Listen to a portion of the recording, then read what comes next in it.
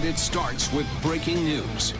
A sophisticated and expensive piece of military equipment based out of Beale Air Force Base has crashed during a routine flight in Southern California. Good evening, I'm Tony Lopez. And I'm Sharon Roget. The crash happened this afternoon near Mount Whitney, southeast of Fresno in the eastern Sierra Nevada. CBS 13's Drew Balea is in the newsroom tonight with the very latest details. Drew?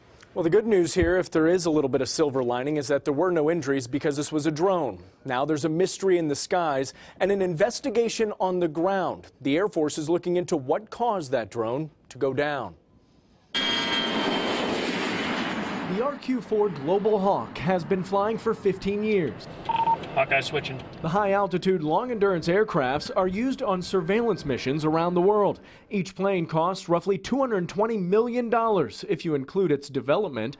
And in an instant, the 33-drone fleet was reduced by one. The unmanned plane crashed east of Mount Whitney. It was on a non-operational flight from Edwards Air Force Base to its home station at Beale Air Force Base.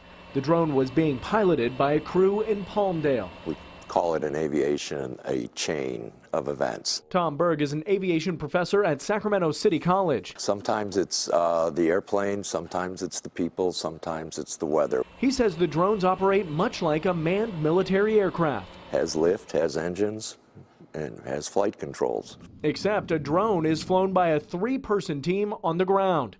And in the past, there were some issues. Back in 2006, the Air Force grounded the Global Hawk because pilots were having a hard time contacting the plane in flight. Now investigators are looking into what caused this mid-air mishap. The Global Hawk does have an outstanding flight safety record. It's considered to be one of the safest platforms in the Air Force fleet, with aircraft that have flown 200,000 flight hours. The last incident or a crash of this kind of an RQ-4 was back in 2012. Certainly a big mystery. Drew Balea live for us tonight. Drew, thank you.